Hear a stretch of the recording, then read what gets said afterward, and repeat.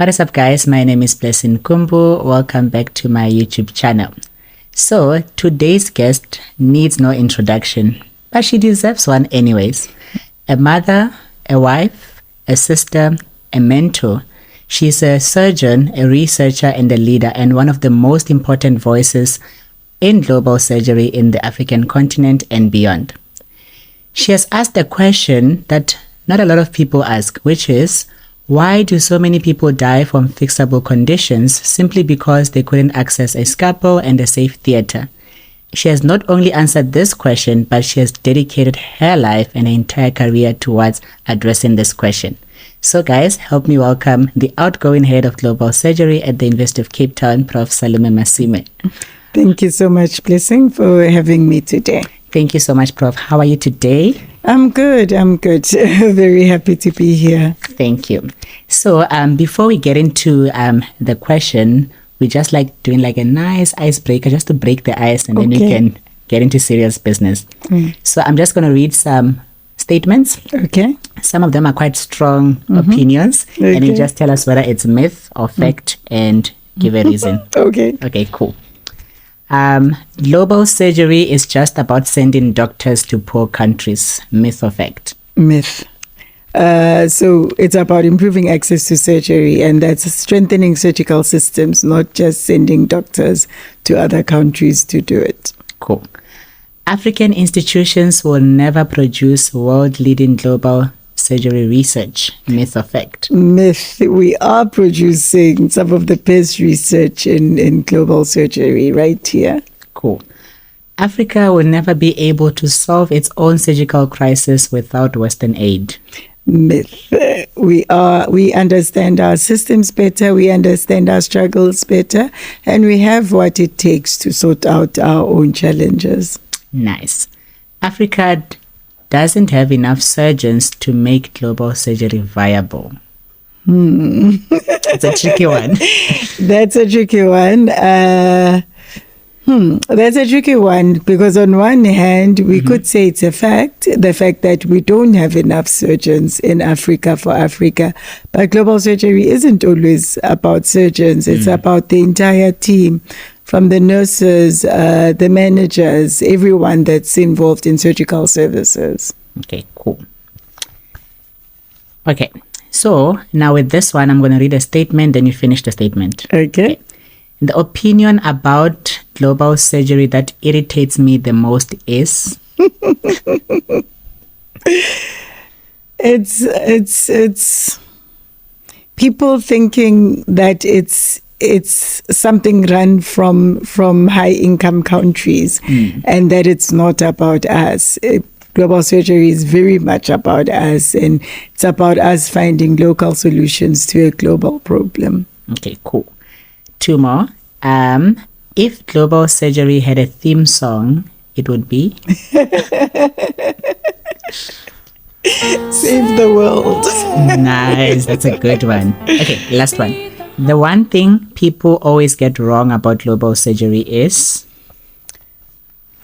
again thinking it's all about the surgeons and not about the surgical teams and everyone involved in the surgical processes. Okay, cool. I think the ice is broken now. We can get into it. So I think the most popular question is, people are mostly puzzled about what is global surgery. Like when someone says I'm a global surgeon, it's like, what exactly are you doing? Yeah. So can you maybe explain to us like what is global surgery? Yes, and I'll give you a bit of a historical context. So 2015, the Lancet Commission on Global Surgery is published, and that highlights that there's an unmet need for surgery globally, especially in low and middle income countries. In other words, though people are trained how to do surgeries and how to operate, but those who need to be in surgical theaters are not, and lives are being lost because of that. 2018, the Lancet publication, African Surgical Outcome Studies, is published, and it highlights that people in Africa are twice more likely to die from surgical complications than people in high-income countries. 2019, we published that women in Africa are 50 times more likely to die from complications related to surgery than people in high-income countries. So essentially, we realized there's both a gap in access to surgery and in the quality of surgery. And global surgery is a new discipline in medicine that looks to strengthen surgical services and systems, improving both access and quality of care for vulnerable populations. Okay. So then maybe as a follow-up, where does surgery sit within global health conversations, and also why does it get left out of conversations most of the times? Yeah, so surgery historically was not seen as a public health priority. And yes, I think if you look historically, we've got Bachelor of Medicine, Bachelor of Surgery, but surgery was seen as a curative discipline. And the assumption is that those who need to be operated on are going to get their operations. It's not a public health issue. But again, the Lancet Commission really brought to people's attention that surgery is a public health matter, because when you've got weak public health systems, people are not able to access safe and timely surgery. Now, surgery competes with infectious diseases, with mental health, with vaccines and medicines and everything, with primary health care as it is now. And unfortunately, in many public health and global health conversations, it still doesn't appear. You look at, for example, the agenda for the World Health Assembly, or even look at just, locally, when public speeches or public Department of Health makes speeches around healthcare. Mental health is mentioned, infectious diseases are mentioned, not enough mention of surgery and surgical diseases. But things have improved a lot since establishing the global surgery movement and discipline. We now are almost guaranteed that there will be at least one mention of surgery in global health and public health statements. That's really good. So then, given that there's an improvement and it's been mentioned now in these important conversations, what does the surgical access gap actually look like right now? Is it better than before, or? Yeah, so apparently it's worse. Ooh. So last year, Lancet published a review 10 years post the Lancet Commission. And if you look at the COVID years, increased the surgical backlogs. Countries are still trying to recover from that. We know increases in injuries and violence, which result in surgical, within the need for surgical care, non-communicable diseases. So, but that's how it is sometimes with public health priorities, that when you prioritize something, the numbers may go up, because suddenly we're starting to count and suddenly we're starting to see what the actual burden of disease is. And then as we come up with more and more interventions to strengthen surgical systems, then you'll start seeing the decline. So not ringing alarm bells yet, but the numbers it does seem that the numbers may be a bit worse than when when we started speaking about it in 2015, saying 5 billion people lack access to safe and timely surgery. Okay. Maybe let me try and deviate a bit. So the career that you chose, in the eyes of many people, is not conventional. Not a lot of people would choose to do what you do. So can you tell us, was there like a patient that made you want to look into global surgery, or like a personal moment that moved you towards looking into global surgery? So I'll start with where I started off. So medical doctor, and during my community service years, I was in the labor ward in a rural hospital.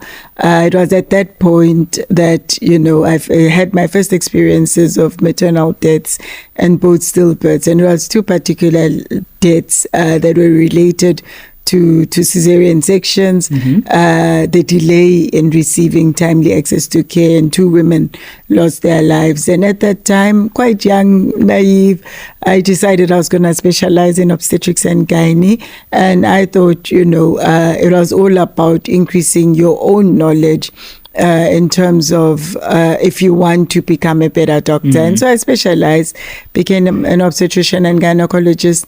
Then I did my PhD looking at mortality from cesarean sections. And it was at that point when I realized that the problem was with the system. It wasn't always with the doctors and with the specialists. It was with the system itself did not allow the teams to save the lives that they wanted to save. And it was at that point that I developed an interest in global health, looking at disparities in access initially to maternal care and later looking at surgical disciplines all round. And so I think the discipline chose me. I'm not sure that I chose the discipline. Maybe you chose each other. We chose each other, but we had this serendipitous moment. I went to do my postdoc in Harvard, got introduced to the Harvard Global Surgery team. Who knew the UCT Global Surgery team? I mean, the UCT team that was ready to establish a global surgery program. And so I guess the stars aligned. Okay, cool. So given that you mentioned that global surgery is a relatively new field.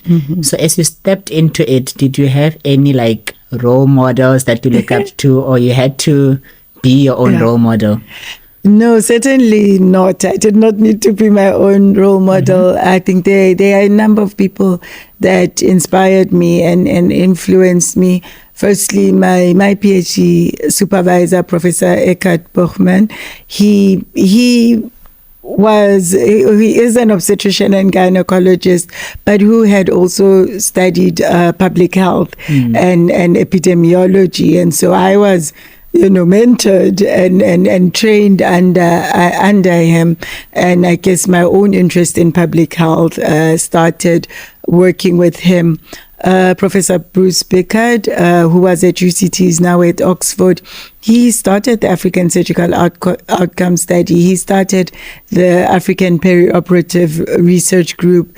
And that was someone that I started to do my own research on cesarean sections with. And so there were people, but I guess the last person I may mention, John Miera, who was the founder of the Harvard Global Surgery team or group. And I spent time with him in Harvard and got to understand, and get inspired on what global surgery is and what it could become for us as Africans. So there were a number of people that were already doing this work, and I kind of stepped into it at the right time as this discipline was growing. Nice. And given that it's not a conventional surgical career, was there a time where you doubted the path and you felt like, maybe let me give up and go back to just being a surgeon?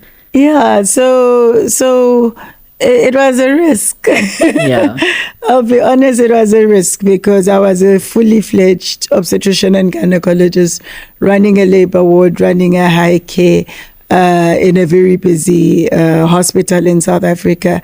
And the decision to go and learn about global health and to pursue a career in global surgery where I couldn't find a template for what that looks like in Africa, stepping out of my own discipline and becoming a head of division within the Department of Surgery and not the Department of Obstetrics and Gynae. It was a risk, and I questioned myself, and I was worried that my peers would also question me, and I'm sure they did.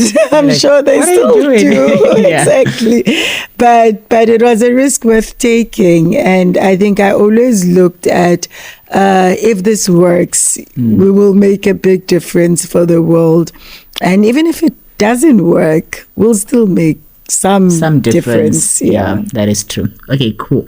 Let's continue our icebreaker game. Okay, cool. If I wasn't a surgeon, I would have been an actress. Nice. I was hoping you could say a singer. I saw one of your videos singing. Okay, cool.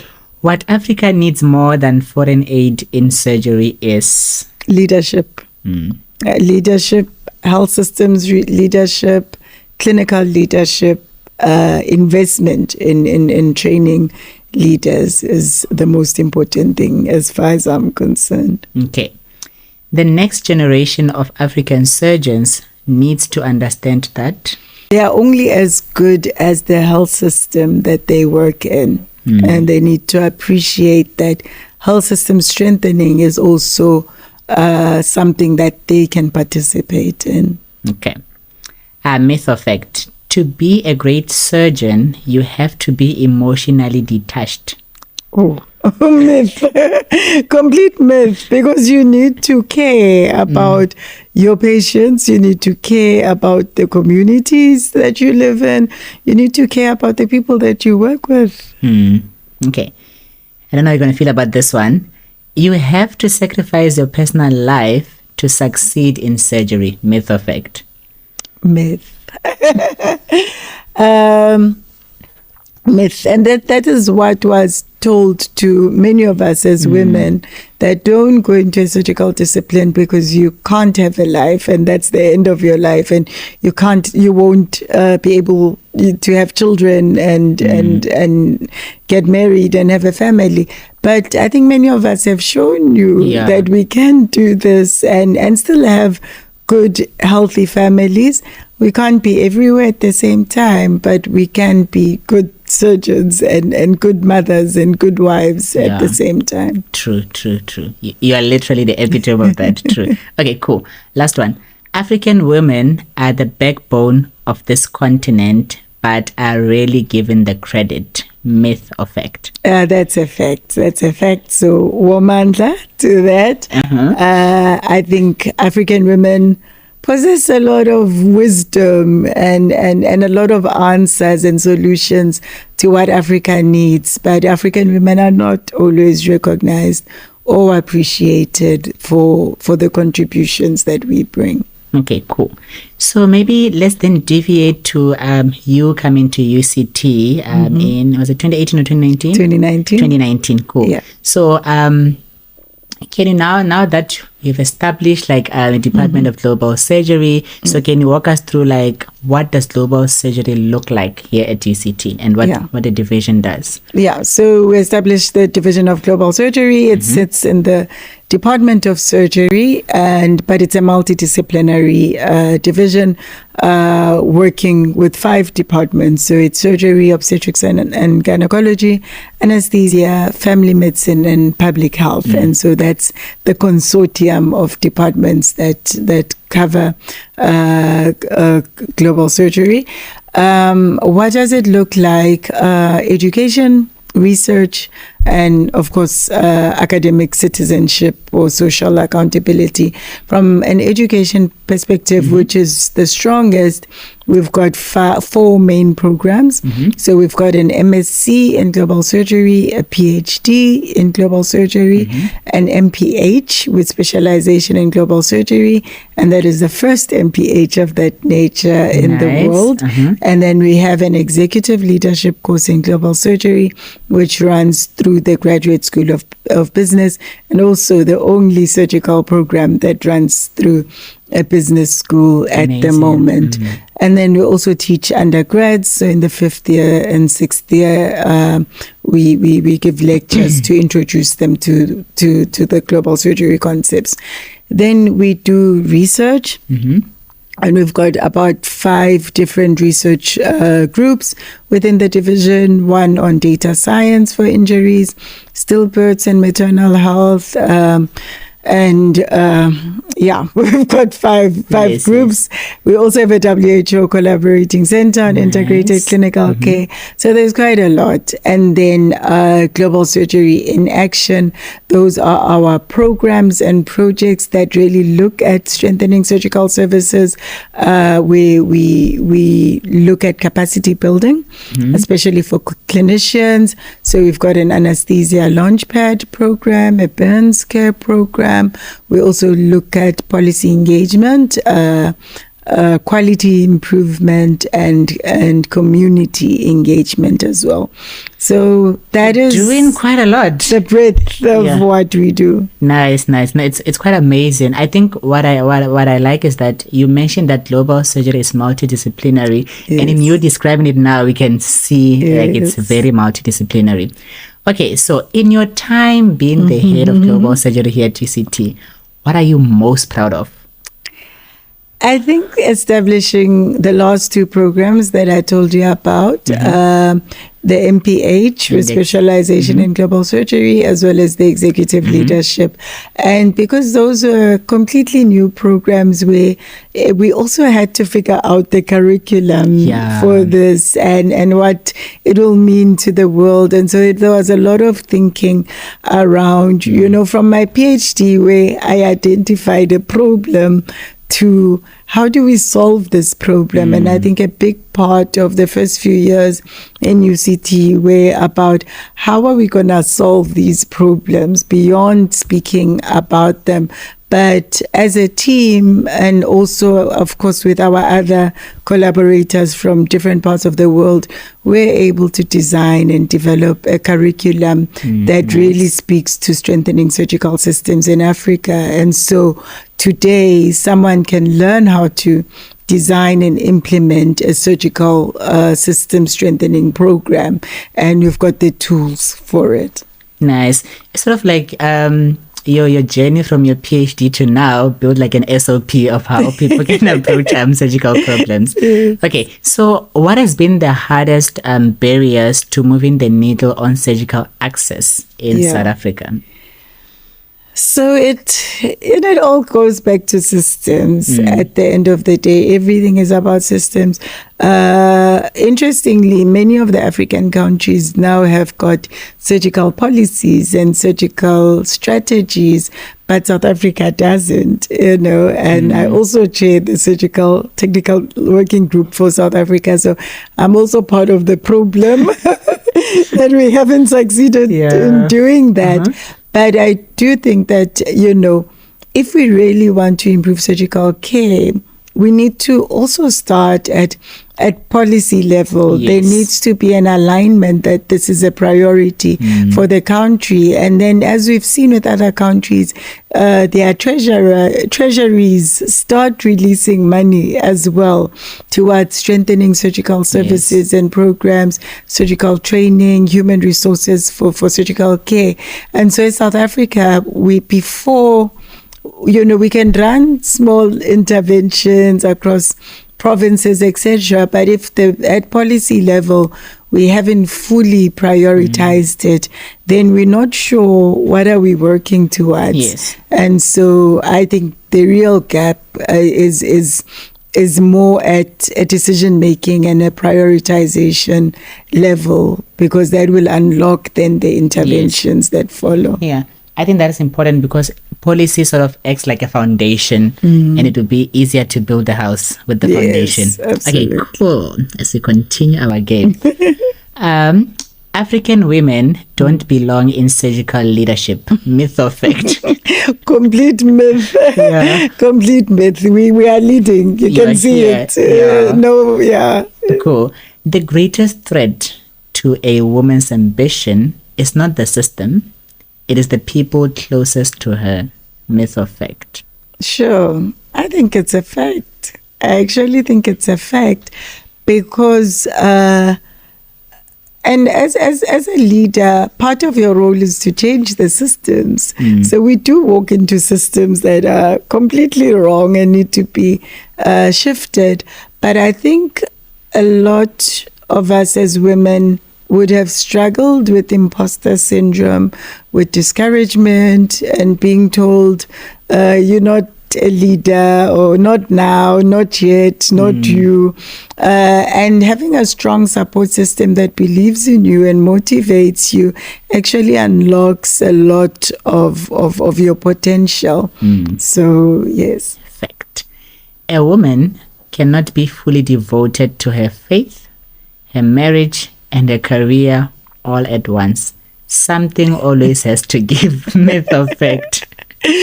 That's a myth. That's a myth, because I always say first before my family and my job, right? It's my faith, right?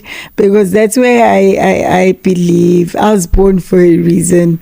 God brought me into this world for a reason. So my faith and my purpose in life surely needs to come first, and I need to invest my time and energy in understanding that and in growing that.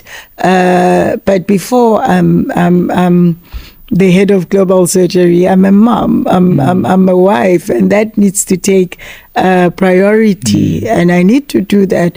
But then lastly, there's my job, and there's all the other things that I try to do for the community and the world. So it's about finding a balance. I say we can't do everything at the same time, and we can't be everywhere at the same time.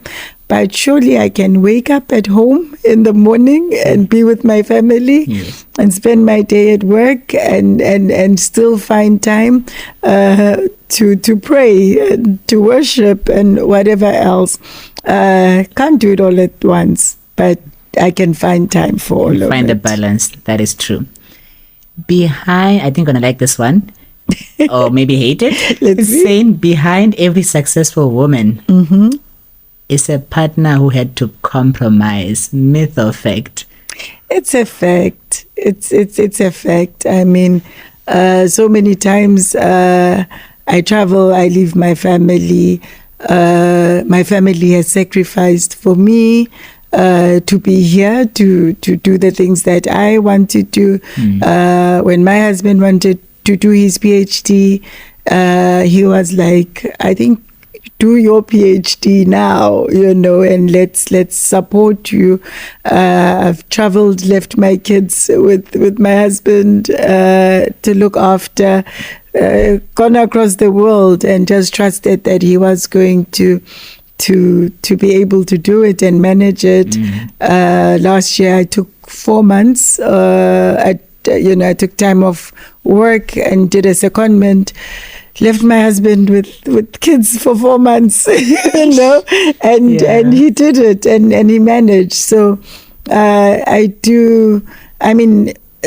we shouldn't say behind every successful woman, because not every woman is married, and not every woman has got a supportive and partner or husband. But I think I'm grateful for having a supportive husband who has made a lot of sacrifices for me. Okay. Last one. Women are naturally better leaders than men. And the women will kill me here if I answer that one, because I don't think leadership is completely about gender and that it is engendered. I've had amazing leaders who are men and amazing leaders who are women. I've seen terrible leaders who are men and terrible leaders who are women. I just think when you find a great leader, you'll recognize it. And they can be any gender, they can be any race. But when you find great leaders, you'll know it, and surround yourself with those people. Okay, cool. Thank you, Prof. Let's move more into the African angle. So we know that historically, Africa has been the subject of global health research instead of being the author of it. Okay. So how do you think about African ownership and leadership in global surgery? Yeah, so that was, when we started at UCT, that was the main thing that we tried to push, to say we are in Africa trying to solve an African problem. What type of leadership is it going to take for us to do that? Creating our executive leadership course was precisely that, to say let's train African leaders who can solve problems in their own countries. So I think as Africans, we are carrying and taking the leadership mantle already within global surgery, and we've changed at least the dialogue, at least around who is leading global surgery, because you can't talk about global surgery now without talking about us as African leaders. Okay, cool. So, in an ideal world, what would it actually mean for the continent if we genuinely 100% close the surgical access gap? Sure. So I don't think it's something that can be achieved overnight, and it's one of those things that we say in my lifetime, we want to move the needle. Yeah. It's I don't want to simplify it, because if you've got countries that have a severe shortage of surgeons, countries that don't have pediatric surgeons or cardiothoracic surgeons or neurosurgeons, it's not just 6 years to train those people. You have to think about them getting through high school and getting through medical school and specializing, and countries actually setting up these programs to train them, etc. So I think we want a healthy Africa. We want to prevent surgical diseases. We want to increase the number of surgeons and human resources for surgical care, and we want to make surgery safer. But I think it's a noble goal that we can try to push for in our lifetime. But I don't think there's an end date just yet to saying by this time we would have done this. Okay. It's an act of faith. Yes. It's an act of faith. Believe in what we don't see yet. Okay, yes. Cool. So now, I want to talk about your move to Wits. You are leaving us. We're not angry. We are happy for you. But yeah, so as you are heading to Wits, what does this next chapter look like for you? Yeah.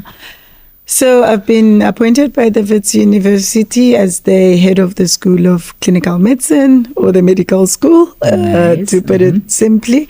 And it's an exciting new chapter. I'll be responsible for the 9 clinical departments, meaning I'll be responsible for both the undergrad and postgrad programs, the MPPCH, as the training for the clinical associates, and all the specialist training programs, as well as the research done across the different departments. So it's an exciting chapter, especially, I've spent the past few years really looking at the future of healthcare, from a surgical perspective, but a lot of the answers that we've found don't only apply to surgery. We can talk about access, the lack of access to surgical care, but Africa has a lack of access to healthcare and to good quality healthcare. And what I'm looking forward to is how do we look at the future of medicine in the greater context of global health, and how an African university can contribute in medical leadership, clinical leadership, and clinical sciences as well. And so those are the things I'm quite excited about in the next job. Cool. And I'm sure you'll achieve great things. So, as we are nearing to close, so where do you see the field of global surgery in Africa in the next decade? And what needs to change in policy, training, and funding to get there? Okay.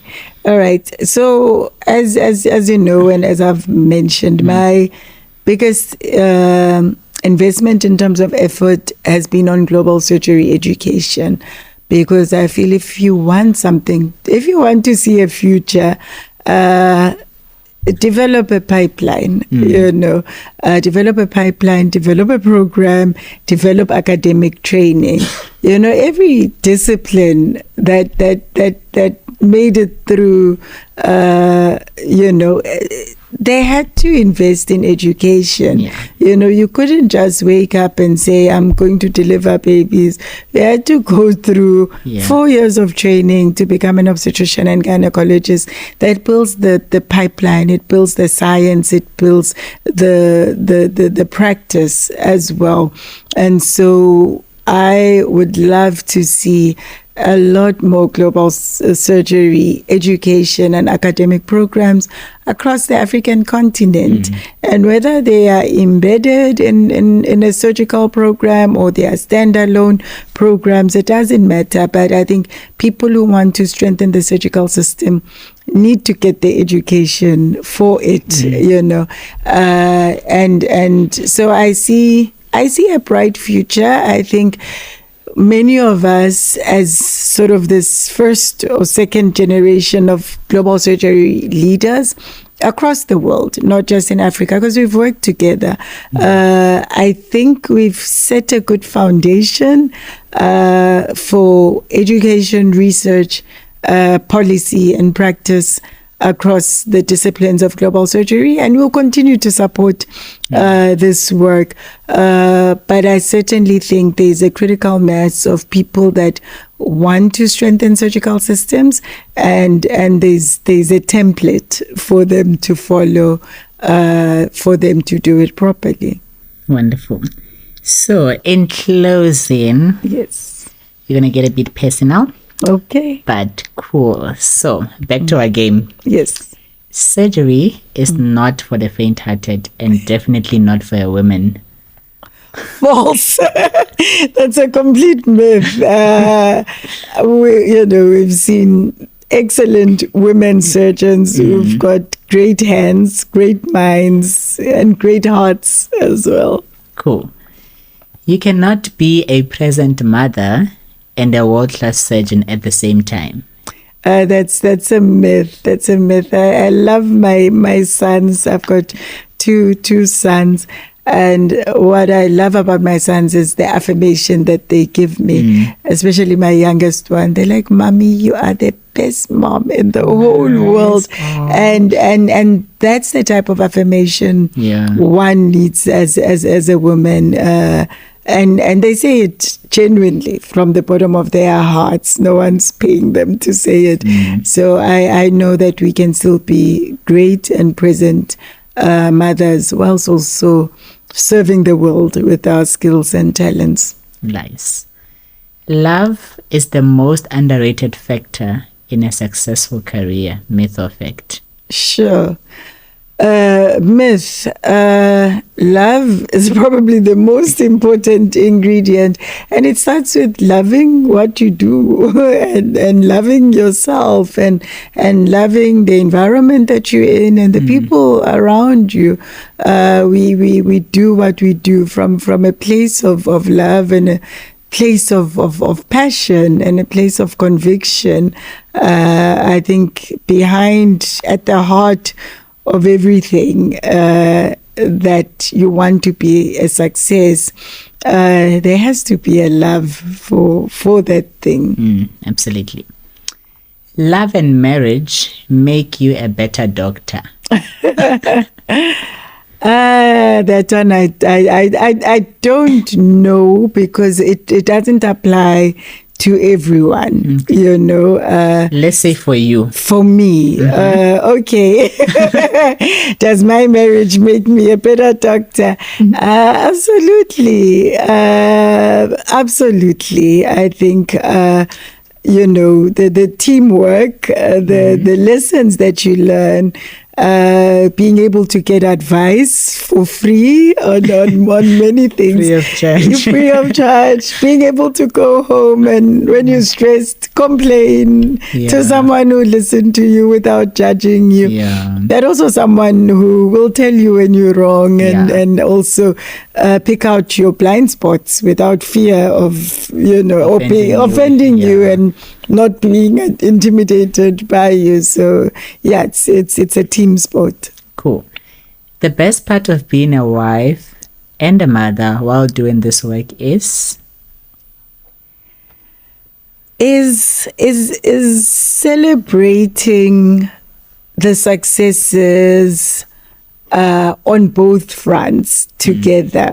And I can tell you, recently my son was playing in a soccer tournament on a Sunday morning, and I had to wear my soccer mom attire to go and support him, and that felt incredibly fulfilling and exciting. But at the same front, my kids coming to my inaugural address in 2022, coming to my farewell and being part of my moment also felt incredibly fulfilling. And so it's about sharing the moments together at work and at home, and at school, etc., as a family, and not separating everything from each other. Yeah, that is beautiful. Okay, last three. Yes. My family would describe me as... They call me the life of the party. Nice. That is certainly true. That is certainly true. The biggest lie they tell you about success is just believe in yourself and you can do it. Yes, you need to believe in yourself, but there are so many challenges along the way, and you need a lot of strength to achieve success, a lot of determination, a lot of support, a lot of encouragement. It can't just be you and your psychology and your mental psychology. Okay, cool. The last one. On my hardest days, what keeps me going is... I think it's my faith. It's my faith, because I've always felt that I'm here because I was called to be here. It wasn't just a job. And so when it's tough, I don't look around to my colleagues. I look to the Lord to say, my help surely needs to come from the Lord himself. And that has been the journey of my life. Okay, cool. So now, in closing, so let's say for a medical student or a young doctor, a female, who is drawn to the space, but they don't know where to start, what would you say to them? So write down your dreams, your goals, what do you want to achieve. Often I find people have got the big picture, and they want success, but they haven't defined it and quantified it. And so spend time writing it down and let your vision and your goals be clear. Find a mentor, find mentors who let us support you. Those of us who've walked this journey before, find a life coach.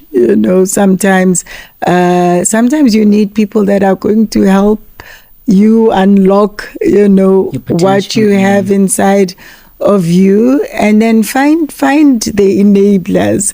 Those, they call them the sponsors, the people who will mention your name in meetings, the people who will unlock resources and funding for you, the people that will help you achieve your goals and your dreams. But to me, always the vision, have a clear vision, is always the starting place, and then we can help you from there. Okay, cool. So many people believe that to truly succeed in a demanding career, something has to give, and that sacrifice is inevitable. Yeah. So how do you navigate the balance between your career, family, personal life, leadership responsibilities? And is sacrifice really the only way? So something has to give. That is a fact. But at every stage and phase, you will choose what that thing is. My kids were young, they were babies, and I wanted to spend more time with them. And for example, doing calls at night felt like, it was taking me away from my kids and the family and that time. And so there are times in your life where you choose, this is what I'm sacrificing for this period and time.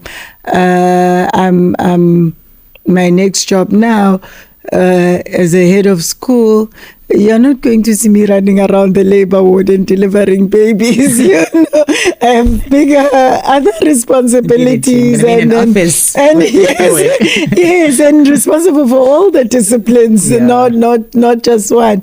And so when I say something has to give, there are times in my life when the labor ward had to give. There are times in my life where I've had to sacrifice some of the soccer, watching the soccer at school. I take my kids to school in the morning, but I can't pick them up in the afternoon. We arrange for a transport to do that. I cook at home, but I prefer to cook during weekends, just because I can't do it all at the same time. But you organize your life and say, right now, this is what's going to give. But that's for balance. It's not from, I don't sacrifice myself in the process.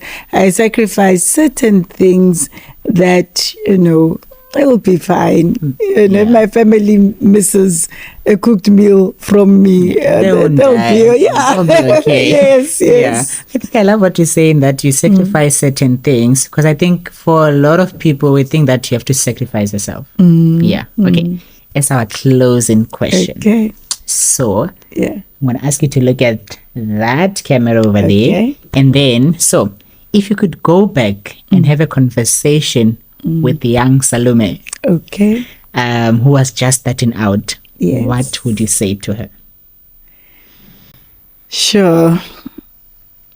That it's gonna be okay. I think my life, my journey has really been a testimony. I wouldn't have imagined myself sitting here today, sharing what I'm sharing. Young Salome didn't know that Salome was going to become a doctor, that she was going to become a specialist, a head of global surgery, a professor, head of a medical school. But young Salome had to endure so many things and so many setbacks and so many difficulties, and not knowing whether it's going to end off well or not. And so if I was speaking to a young me, I would reassure young Salome that it's going to end off well, that just hang in there. It'll work out. It'll work out. Always. Cool. Thank you so much, Prof. Maswime, not just for your time today, but just in general for the work that you do. For choosing the path that is harder, asks for more, and is more demanding. And also just for showing the rest of us what's possible when you refuse to look away. I think what I love about you is that beyond the research and the titles, you've always been an advocate for us as students. And I think I speak for many students when I say that as students, most of the times, we often feel unseen, and it's easy for us to feel like we don't belong. But you've always, in your busy schedule, tried to make time to be in our corners. We've sold crazy ideas to you, but you've always supported us and believed in us before we do. And we just want to say thank you so much. And we are excited. We are sad you're leaving us, but we are excited for a new journey at Wits, and we are definitely rooting for you. And may God continue to bless you and your family. Thank you so much, Prof. Thank you. Can I say one more thing? And thank you. But I also want to thank the students, because I think they've been one of the most important parts of my journey, especially at UCT, because they advocated for the work that I do. It was the students, for us to develop, say, the teaching in the undergrad program.